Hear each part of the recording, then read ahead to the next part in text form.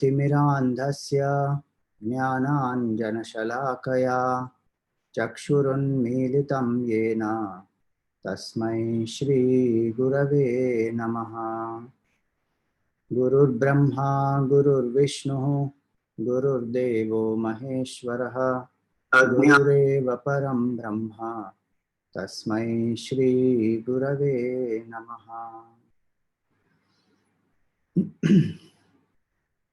So the third shloka which we saw describes Guru as Ishvara and Guru as Brahman. So Guru is the Brahmaji, Guru is Vishnu, Guru is Maheshwara. So the Guru ignites the spark, he protects us and also destroys our ignorance. Now one beautiful aspect of how the Guru protects, see, one is that the Guru by the grace protects, but also when our mind tempts us, when our strong attachments, aversions make us do something which we know is not right, then what should we do? That time remember the Guru. That if I do this, can I look at my Guru without feeling ashamed? Can I look into the eyes of my Guru without feeling ashamed? Without feeling that I did something wrong? So that thought, when we invoke this thought in our mind, that is also protection of the Guru only. Then we get the strength not to fall in for that temptation. It may be quite strong many times. Impulsively we may want to do something. Bodily also there may be a certain urge to do something.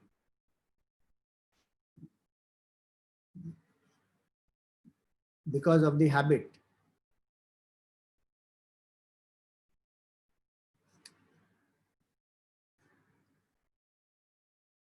We need everybody to keep their videos off.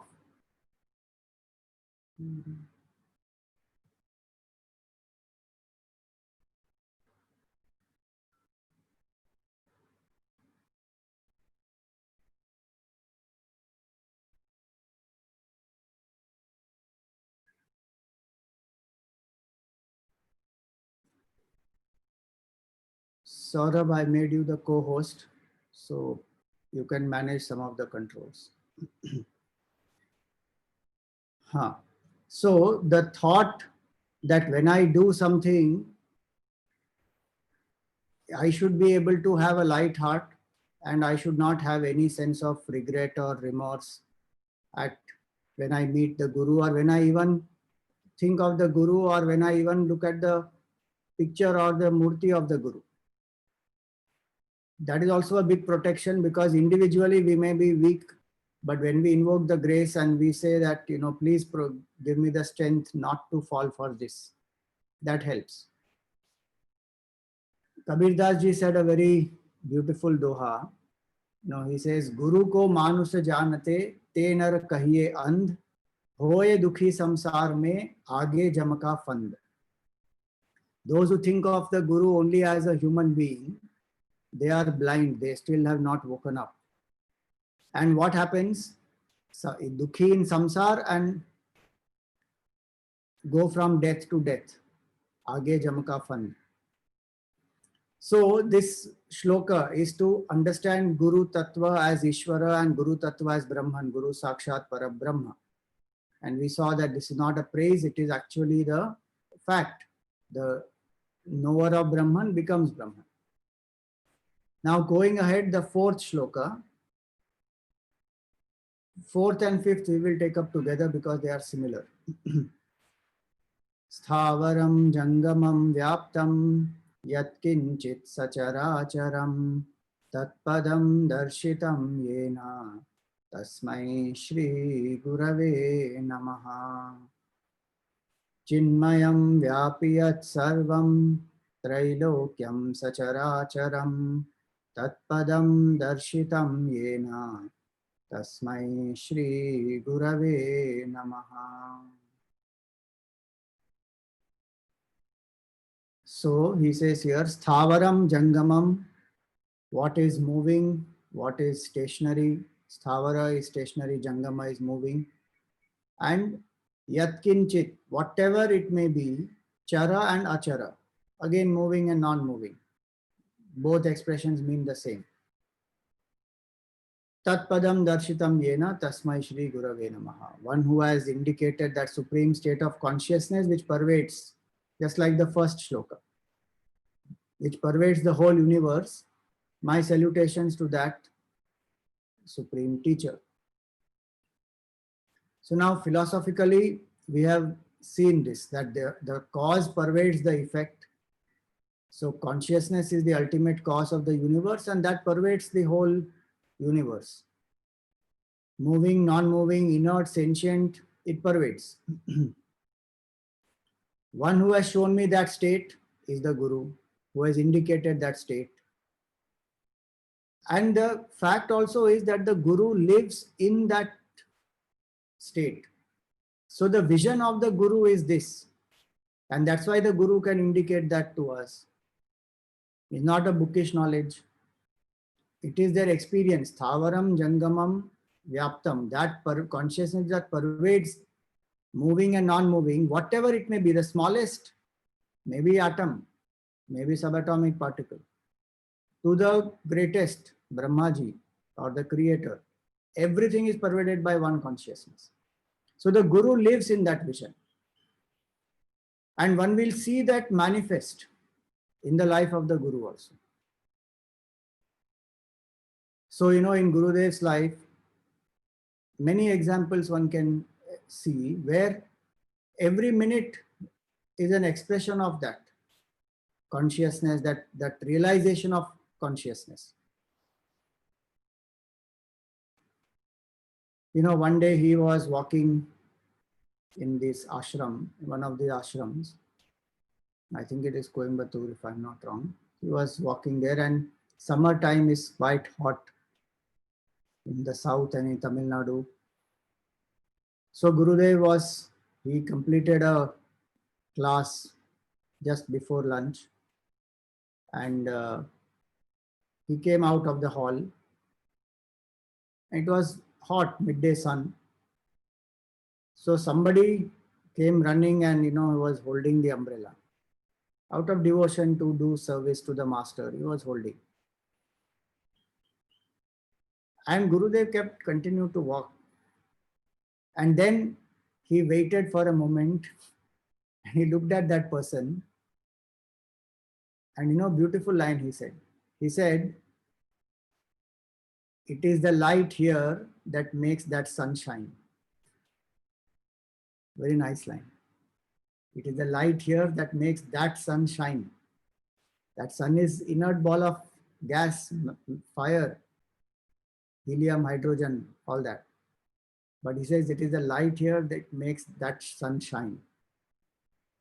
When we do the arti, that is what we say, no? Natatra suryo bhati, the sun cannot illumine you, the moon cannot, na chandra tarakam, the stars cannot, not even the lightning. Then how can this small little fire illumine you? Tameva bhantam anubhati sarvam. It is by your presence that all these are effulgent. Tasya bhasa sarvamidam vibhati. So that is not a mantra for Gurudev in Mundakopanishad or in Kathopanishad. That is his experience. Many examples like that in his life.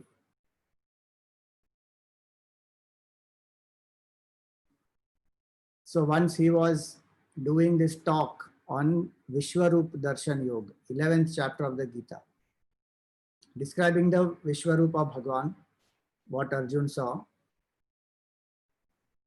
At that time, there was a snake which came into the Yajnashala. So naturally people are little, they are scared, and there was a commotion there. And some people, they took some stick and they were, as they wanting to hit the snake. And from the platform, Gurudev roared. He said, "Stop it." And you know what he said after that was most amazing. He said, who knows which jiva has come to see the Vishwarupa of Bhagavan? Leave it alone. It won't harm you. You move away from there. And he moved. The people moved away. And then Gurudev was quiet for a few seconds and he started chanting Muruga, Muruga, Muruga, Muruga, Muruga, Muruga, Muruga. And after some time, that snake just quietly went away. He was there for some time and then just went away. One may say, oh, he went away naturally. That's up to each one. But what one perceives, that the sentence that Gurudev said, who knows which jiva has come to see the Vishwarupa of Bhagavan? Who knows that?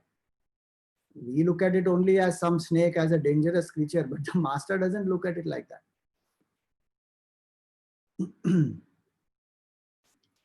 In our Pavai ashram only, when this new, right now what the Annakshetra is, the Saraswati Nilayam is, those are built later on. When ashram was started, it was a different, it was smaller setup. So it was, now that many years had passed and more capacity was needed, so new constructions had to come up. So some trees were being cut for the new place to be built, a bigger place to be built. And somebody phoned up Gurudev and he said, the trees are being cut. Can we not do something, where somewhere else we can build? And Gurudev called up the manager and he said, don't you cut the trees. They are my hands and legs. If you cut them, I will cut you. That was his style, he would be like that. So, I will cut you. Don't cut any more trees. So if you go even today to Annakshetra, you will find there is one tree which is there in and through the kitchen, Annakshetra. Because once Gurudev said stop, so they stop. They just managed to trim a little bit of the branch and the construction was done around the tree only. Another instance in the ashram, when Gurudev finished the Mandukya Upanishad class, which says there is no creation, and he was talking about Satchidanand and all that. And he finished the class and he came out going to the kutia, and there was some foreigner who had come. And this foreigner looked at one of the trees and he asked Gurudev, what is this? Because he has not seen that before. And Gurudev looked at him and he said, this is existence in the form of a mango tree.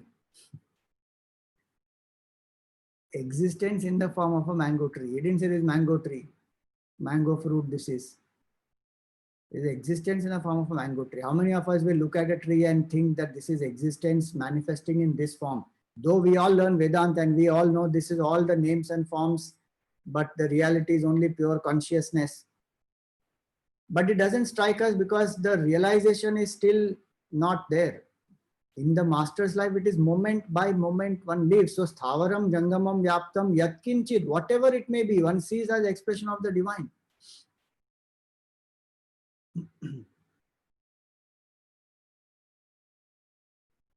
So in our Hindu culture, that is why we worship everything, because everything is divine.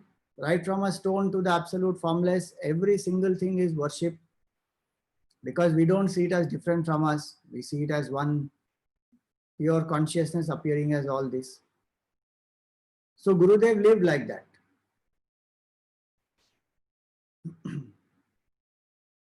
So many examples, one can give in that sense. Gurudev in one place, when he was abroad, in one place it so happened that where he was staying, there was a nice lot of trees and the nice ambience there. So a lot of birds were there. And whenever Gurudev goes out, all these birds will start chirping together. So every time when he goes out for a morning class or evening class, these birds will all chirp. And the last day, he is going to go. He's finished his yajna and he is leaving that city. So when he's leaving that city, somehow these birds, as though they know or whatever it may be. I'm not talking about miracles and all that. I'm just saying the connection of Gurudev. My focus is only on that.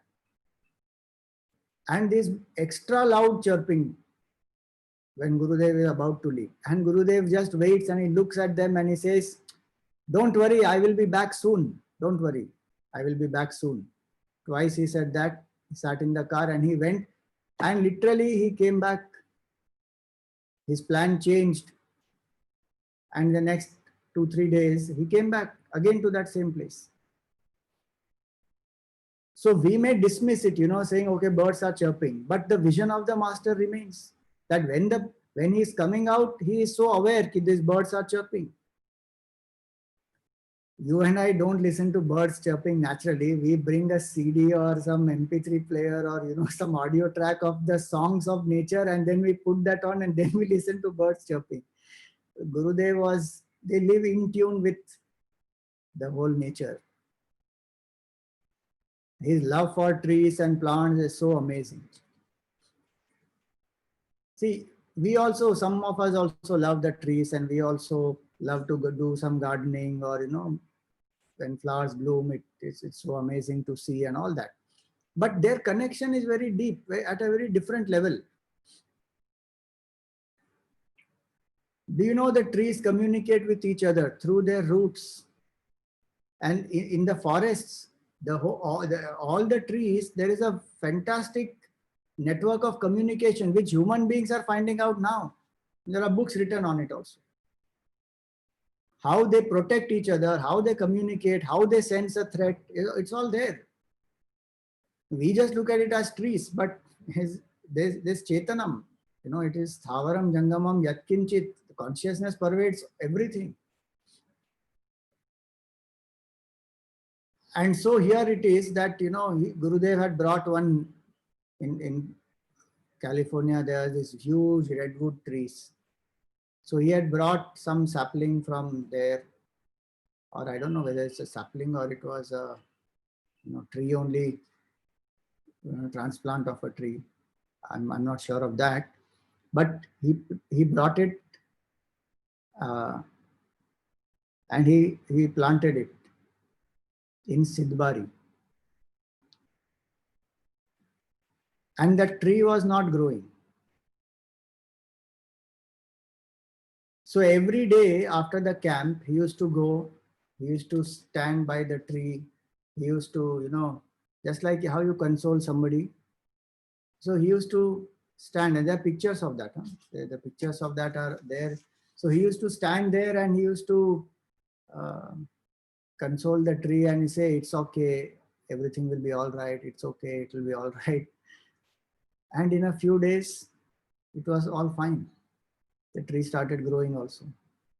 And he used to talk to the tree, just like we talk to human beings. He used to talk to the tree very lovingly.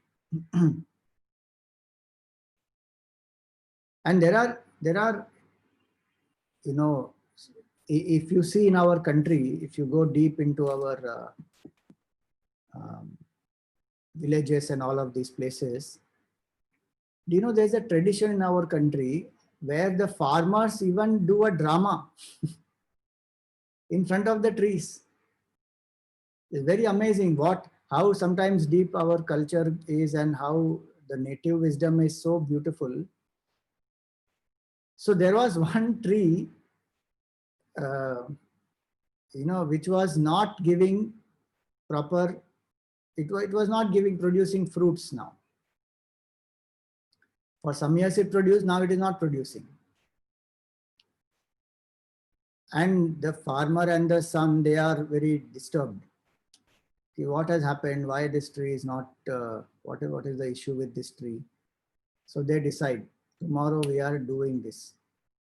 So they go in front of the tree next morning, and they loud drums and, this bugle and conches and all that, and they blow all those things. And this father comes with one axe. And the father is telling the sun. This tree has stopped giving fruits now. It is useless for us and we have to still take care of this tree. I am going to chop this tree down. And with anger, his show of anger, he's rushing towards the tree and the sun is holding him. Full drama is being done there. No, don't, please give the tree one more chance. I'm sure it will start blooming very soon. Please, for me, you do this. Just wait for just 2 more months. If it doesn't bloom in 2 more months, then it doesn't give fruits in 2 more months, then you can chop it off. Full drama they did in front of the tree. And what happens? After 2 months, this tree starts giving fruit. When we listen to some of these stories, we may feel, oh, what is all this? Is native superstition and all that. They have their own ways of how they have tuned up, they have connected with the nature. These are things available in our culture also. And then somebody will write some, whatever, technical person, what is the name of that person, botanist or whoever that person you call. They will do research and then they will write all that. And then we will say, oh, wow, this is so amazing. The trees can communicate with each other. They can listen to us. Our Jagdish Chandra Bose, the scientist, long back he said the trees, the plants, they have emotions. He is the founder of Wi-Fi also. Today's Wi-Fi, what we have, he is the father of that, not the Marconi. So trees, stones, plants, birds, rivers, animals, consciousness pervades everything. And the master is one who lives in tune with all of that. For us, our identification is only with this one body. Master's identification is all this is me. So sthavaram jangamam vyaptam yatkinchit sa characharam tatpadam darshitam yena tasmai shri gurave namaha. The next shloka also is similar. Chinmayam vyapyat sarvam. Now, because of this shloka, people think it's a composition of Chinmay mission. Chinmayam vyapyat sarvam trailokyam sa characharam. It's not a composition of Chinmay mission. It is in Guru Gita. We saw in the first class. Compiled from Guru Gita, these are selected 14 verses. So Chinmayam vyapyat sarvam. Your consciousness pervades everything. Trailokyam sacharacharam. All the three worlds, moving, non-moving. Tat padam darshitam yena. Who has shown me this state? Salutations to that Guru. So one is to see the whole universe as the appearance of the divine and to have a worshipful attitude towards each one. And in whatever roles I am playing, do my duties dedicated to the Lord, knowing well that Bhagavan is everywhere. One disciple, one master gave a fruit to all his students. They have been studying Vedanta for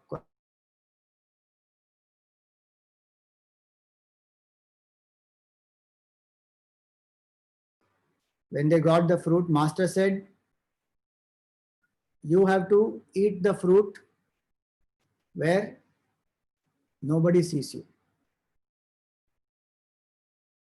So each one went some place or the other. Somebody went deep into a forest. Somebody went into some quiet, in a hut. Each one went into some place and ate and came back. But one disciple came back saying, I couldn't eat. So the master said, why? He said, because consciousness pervades everything. So I'm not alone. God pervades everything. So wherever I go, God is there. So how am I alone? And I can't eat it. Simple example is small children studying in the Gurukul, but the knowledge has gone inside. Experience will happen, but at least the knowledge has gone inside. Ki consciousness alone pervades everywhere. So when we learn from childhood, in our culture, we teach the children from childhood that God is within you and God is watching you every moment. God is not, you can't cheat the Lord. He is in your own heart and he is everywhere outside. So you cannot cheat. Bhagavan alone is. The Udupi temple is one famous example of that. The devotee, I forget the name of the devotee, but this devotee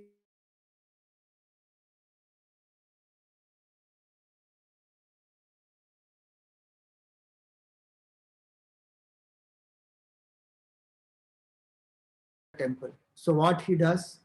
Kanakadasa, right. So he goes behind, because from temple entrance they are not allowing him to have darshan.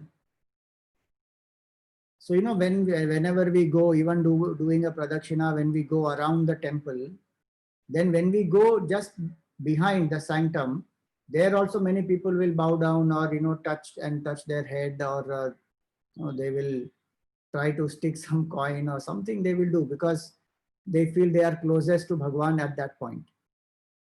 So this devotee now in that sanctum, so he can't go, in the temple is not allowed, so he goes out and he stands right behind. And he is praying to Bhagwan sincerely. And what happens? Bhagwan turns. Udupi temple is an example of that. That Bhagwan turns completely to face his devotee and give darshan to the devotee. So God pervades everywhere, is in each and every place. Chenmayam vyapiyat sarvam. So on this, we will see a video of Gurudev in the 15th chapter of the Gita, where Bhagwan says how he only becomes the sun, he only becomes the moon, he nurtures the earth. Gama vishyacha bhutani dharayami aham ojasa. Yadaditya gatam tejaha jagad bhasayate akhilam.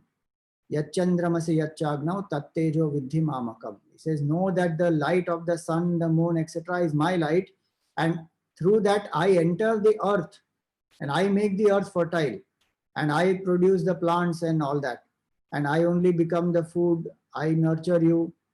This description most beautifully Gurudev gives in his commentary.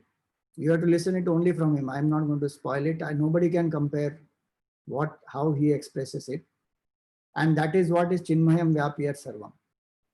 So now let me just share.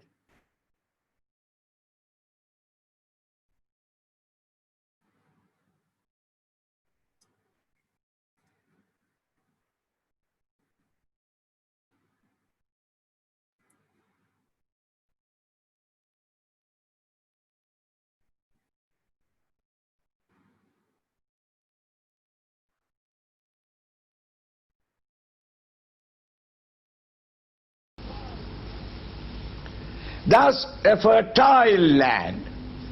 The fertility is Narayana fertility. In that fertile land, you place a seed. The seed grows, becomes a plant. Analyze. What is the material with which the plant is being made up? The fertility in the soil has become the plant. Fertility is Narayana fertility. Therefore the plant is Narayana plant. One part of the plant became a flower and a fruit. Narayana plants fruit, Narayana fruit vegetable. These vegetables in the market and in the fields are collected and they are taken to the market. From the market it goes into the various retail shops. And you early morning take a shopping bag and make a pilgrimage to the nearest market. Collect the vegetables and come home and surrender it to the mistress of the house, the queen of the house.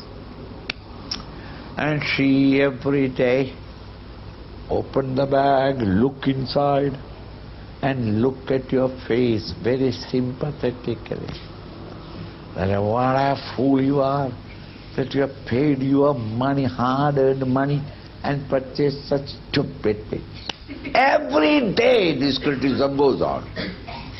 Except when she goes and purchases things that are uneatable. That is only true marketing.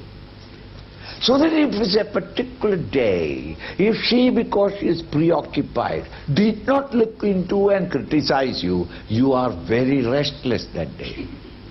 Something is wrong. She did not criticize me today. The vegetable has come. The lady of the house takes in a Narayana pot. And because the pot is material, the pot is again belonging to Narayana. Narayana water. Hey, you missed a tap water. From where did the water come from? The source of the water is only rain. Narayana water, in which the vegetable is taken and it is cut. Swamiji, we cut with a knife. Analyze it. The metal blade did you make? That way it is steel, it was and the handle, is it not two pieces of wood, branches of a tree that has been that way? So the knife also is Narayana knife. Narayana fruit with Narayana knife you cut and put it in Narayana water, clean it, and in a Narayana pot the vegetable and the masala are put and put it on the oven. Supposing you forgot to light the open the gas and light it. After 2 hours when you come back, the vegetable will be more fresh because it has been in water for some time. But it will never get cooked, isn't it? Lord knows that even after I have become the fruit and ready in their kitchen, they are not capable of cooking. And therefore he had to come there and serve you as ordinary fire. Whether it is electrical or gas or fuel, it doesn't matter. Fire. Thus the food is cooked in the fire. Narayana fire. Think? So Narayana food, Narayana vegetable, and in the night as moonlight, Narayana fix up the food value in the food, in the fruit, and that precious fruit, nourishing thing, is brought home with Narayana knife cut, Narayana water washed, Narayana pot put, and Narayana fire cooked. And when the cooking is over, she comes and takes it and put it on your table. And the father and the children, hungry like wolves, take their plate and fill up as much as they want and keep it in front of them. The food in the table is also Narayana food. All that total food, your share in the plate in front of you, is also Narayana food. This is not a general Narayana who is the nurturer and nourisher of the whole universe.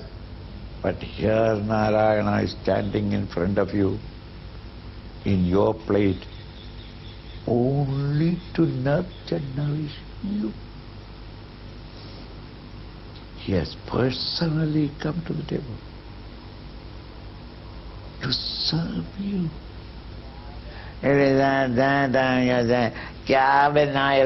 What have you made today? You never made. Lord is waiting there to bless you. The very sight of it, disgusting. That is why when you are eating, in every religion there is a prayer, a sense of gratitude. But the significance is not understood.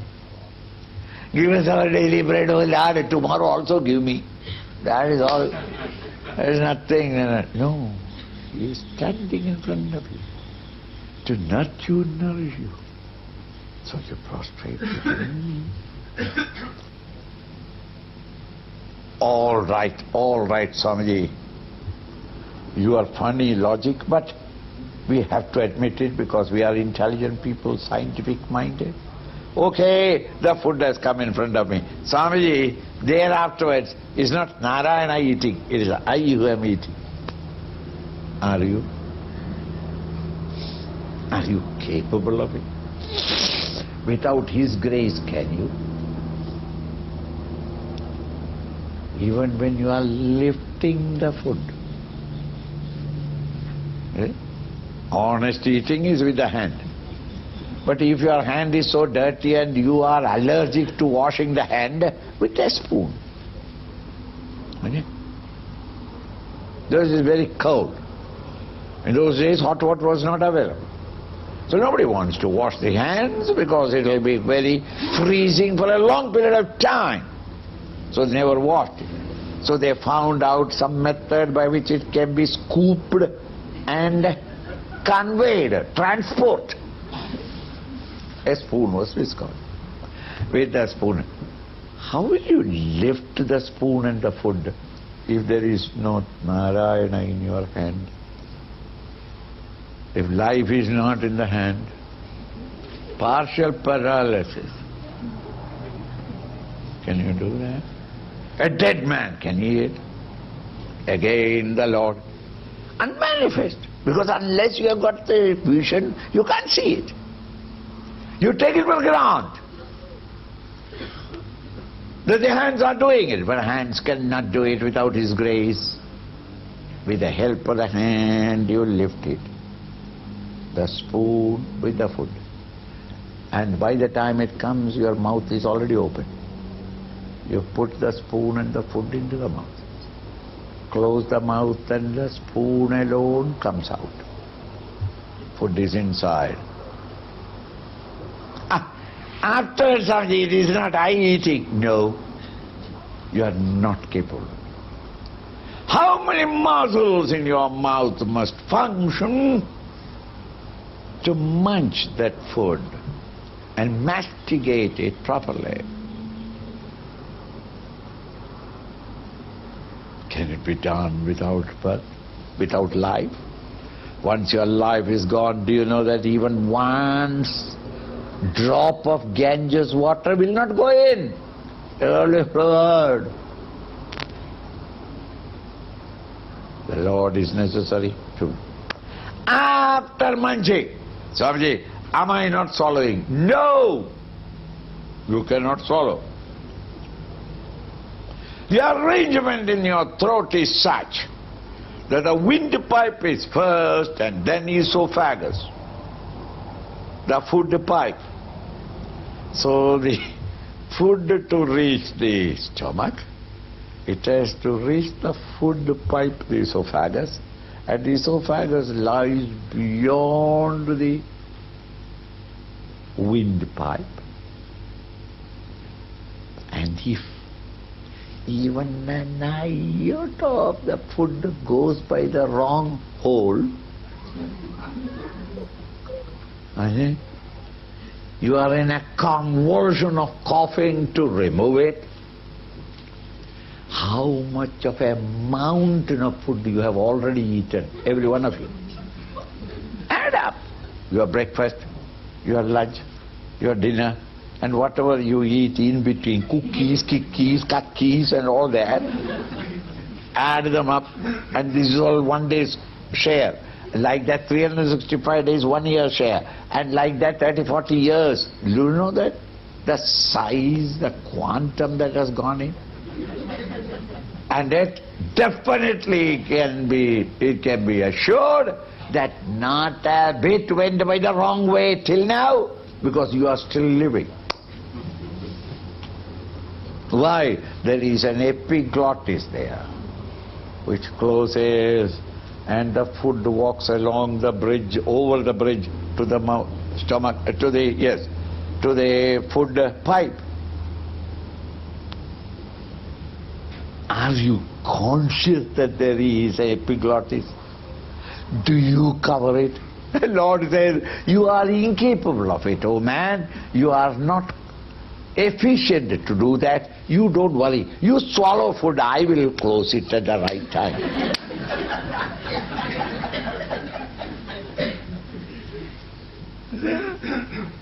He is, by His grace, you close it, the food comes to the esophagus. Now, esophagus and the stomach and the intestines. It is one tube. To the mouth, to the anus, one tube. How does the food go in? Have you ever tried that in sleepiness one day you took from the toothpaste too much of toothpaste and you are a kanjoos, a very miserly guy, so the extra you removed and you tried to put it inside? It will not go. Why? It is one tube. It will not go. You try. Your stomach is like toothpaste tube. Yet any amount of cartloads of food has gone in without any effort. How? The peristaltic movement. The food pipe constantly is waving so that when one bowl of rice is gone, it is held and then it is squeezed out and brought into the stomach by Lord's grace, not yours. One-way traffic. Unless you are a professional drunkard, to them it is two-way traffic.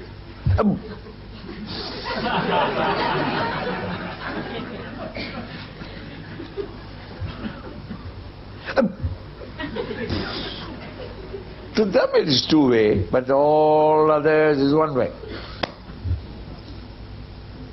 Swamiji, after reaching the belly, okay, I accept. You and your logical discussion, not I, but it's all Narayana did, okay. After it has come on my belly, who digests, Swamiji? Come on. Don't I digest? Buddhu, you don't digest. What? Read.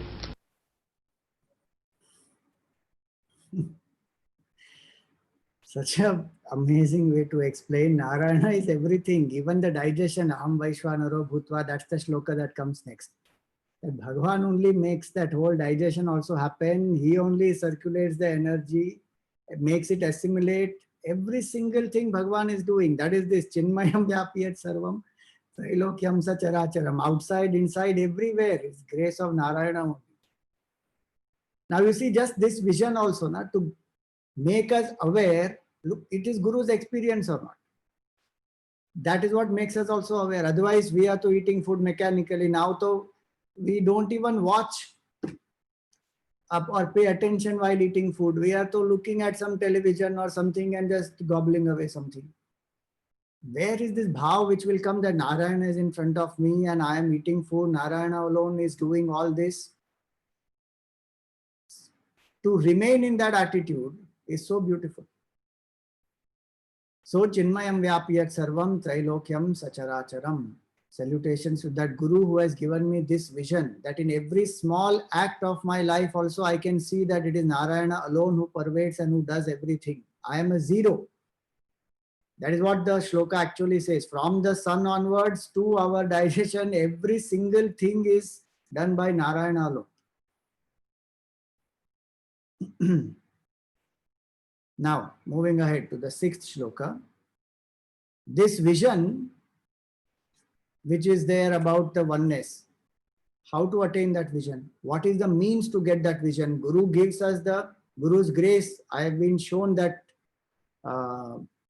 state. The disciple says, I have been shown that state. But what is the means? The means is knowledge of the scriptures. 6th one says that.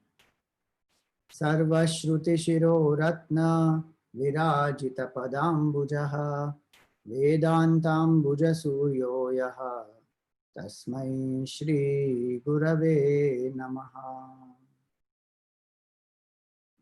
So Shruti means the revealed knowledge, the Vedic knowledge.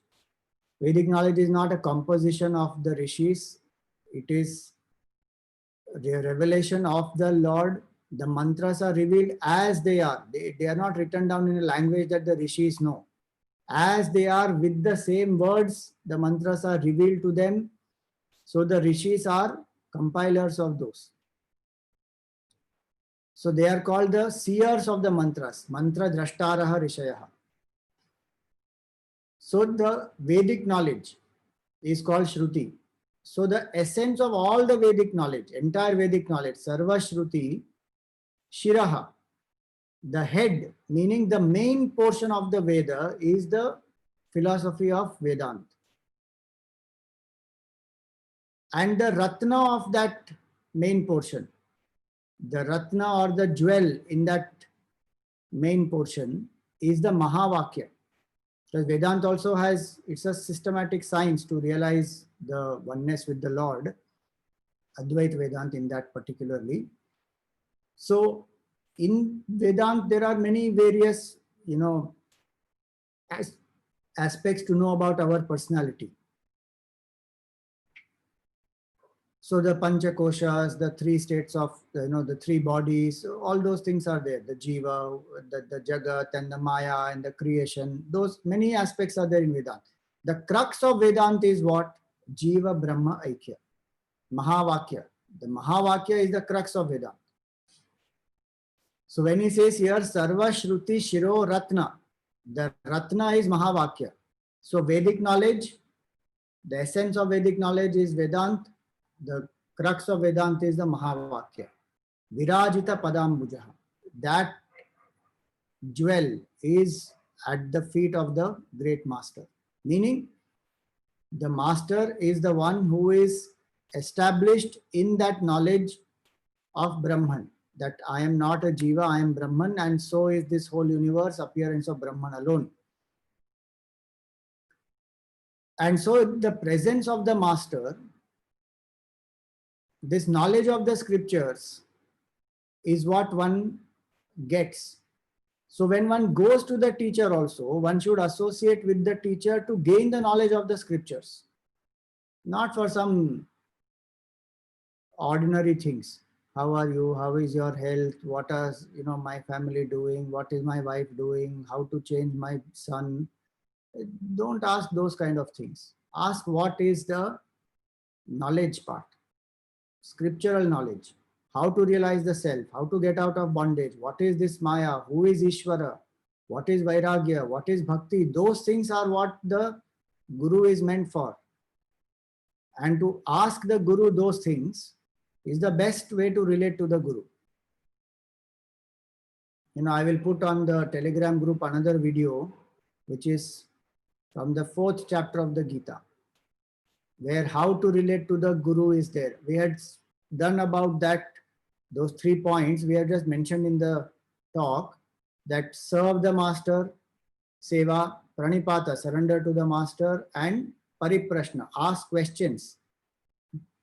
In that you listen to Gurudev, where he has equated how people go to zoo and look at monkeys and throw food to them and then watch the monkeys eat. Like that, people come to the gurus and bring food for the Guru and then want the Guru to eat, and then they want to sit and just watch. And they don't want to listen to the Upadesh of the Guru. They don't have any questions about Bandhan and Mukti and all that. And Guru may with lot of compassion accommodate, because somehow accommodate, and then at some point that disciple will awaken and start walking the path. But that video you should see. So when he says here, Virajita Padambujaha, when we press the feet of the Guru also, one aspect is the seva, but the second aspect is what is the knowledge in which that Guru is established. It is the knowledge of Aikya, Jiva Brahma Aikya. That this Jiva is not I. The real I is the pure consciousness. The master is living in that state. Majority of the people are not interested in that.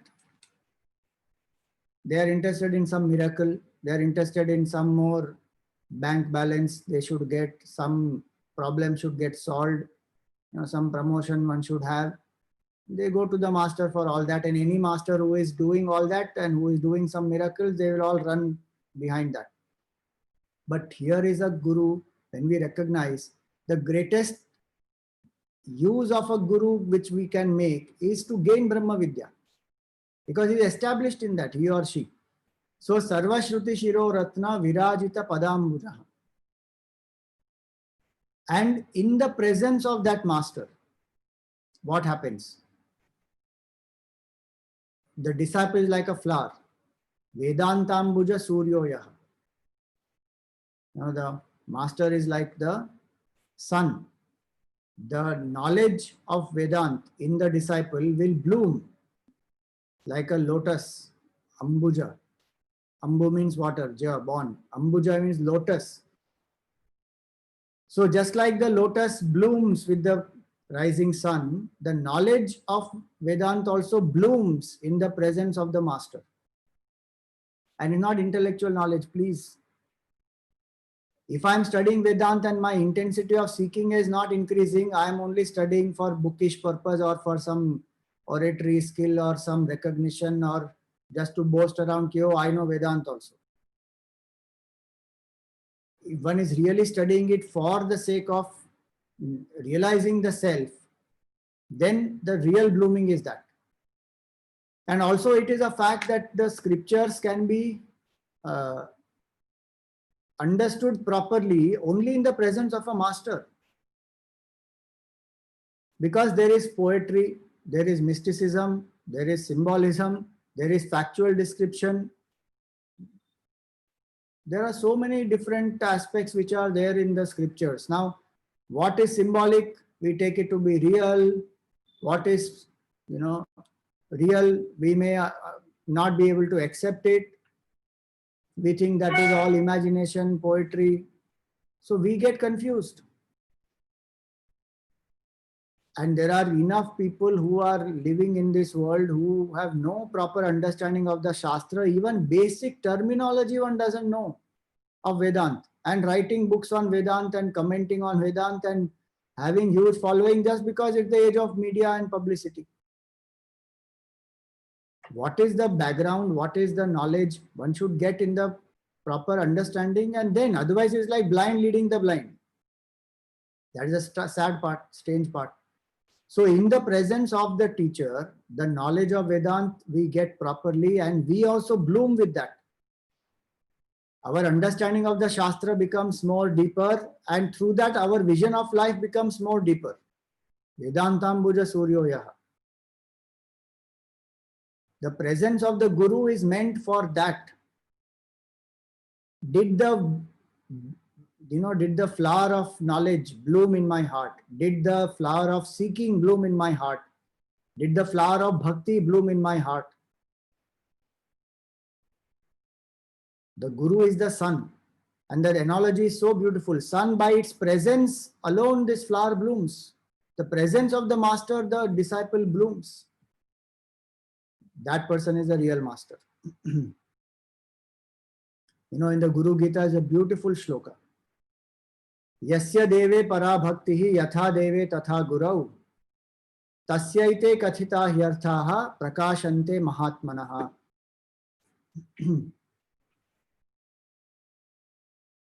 Where the disciple has the devotion to the Guru, like the devotion to Bhagwan. Yasya deve para bhakti, the supreme devotion when one has for Bhagwan, yatha deve tatha guru, just like for the Lord one has supreme devotion, the same devotion when one has for the teacher, thinking that the teacher is the manifestation of the Lord alone. Tasyaite kathita hyarthaha prakashante mahatmanaha. The scriptural verses, they open up their meanings to such a devotee. That disciple who surrenders to the Guru and who is ready to receive the knowledge from the Guru, who connects to the Guru for that sake of understanding, then these verses of scripture, they will open up their secrets. Because these are not only words, this is intuitive wisdom. And this is the Vangmaya Rupa Bhagwan himself. So when we say Chinmayam Vyapiyat Sarvam, then Yat Kinchit, the word is Kinchit, whatever it is pervaded by consciousness. So the shlokas also are consciousness. They are not words, inert words. They are Chetan, Chaitanya Swarup they are. So they will reveal the knowledge. What is the depth of each of these mantras? Like Om. All of us may say Om, but what is Omkar Upasana? When that student is doing the Omkar Upasana, the depth of that Omkar is revealed, because Omkar is not just a sound, it is symbol of Bhagavan himself. Same way all the shlokas, mantras, they reveal tasyaite kathita yarthaha prakashante mahatmana. So salutations to such a guru who is able to help us to bloom in our knowledge, in our seeking, in our surrender, in our service. Why? Because the knowledge, the guru, he himself or herself is established in that. So one of the ways to understand is this, that when we go in the presence of the teacher, have we become more independent? Did our knowledge of the Shastra increase or not? Did more and more clarity come or not? And that's what Gurudev also did. So many books of Shankaracharya ji, he made it accessible to us by speaking on it, by writing commentaries on it. So many books that he wrote, like Shankaracharya ji wrote Tattvabodh, Atmabodh, Vivek Chudamani as Prakarana Granthas. Gurudev wrote Kindle Life, Self-Unfoldment. You know, even many advanced seekers, for them he wrote Hasten Slowly. Such fantastic guidance for advanced seekers and meditators is that book Hasten Slowly. So for all categories of people, he wrote through his letters how he guided children. So that is what the Guru does, brings the Shastra to the disciple, brings Ishvara to the disciple, and makes the disciple one with both. So Sarva Shruti Shiro Ratna Virajita Padambujaha Vedantambuja Suryoyaha Tasmai Shri Gurave Namaha. So for today we will just stop here, and any questions anybody has, you are welcome to ask. Raise your hand and I will unmute, and you can ask.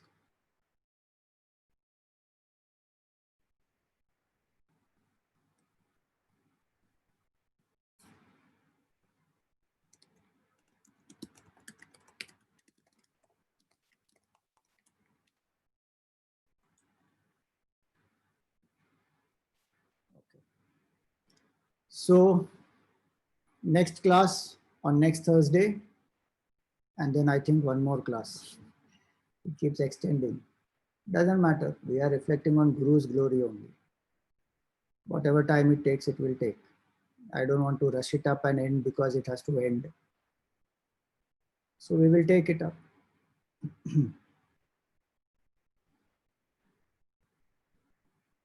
Commentary on Guru Gita, I am not sure if a detailed commentary is available. Divine Life Society has a Divine Life Society has a translation. So Swami Shivananda's translation is available of the chapter wise. 3 chapters are there, all the shlokas, the translation is available. Detailed commentary, I am not sure. Maybe I can find out if there is any detailed commentary available, but until now I have not found. So just the translation alone is available. And there are lots of verses, more than some 300 verses are there. Even the translation itself is very nice. To read the translation, quite a few things one will understand. But let me see if I can do some research. If I find, I will tell in the next class. Yeah. Om Purnamada Purnamidam Purnat Purnamudachyate Purnasya Purnamadaya Purnameva Vashishyate. Om Shanti Shanti Shanti. Harihi Om Shri Gurubhyo Namaha. Harihi Om.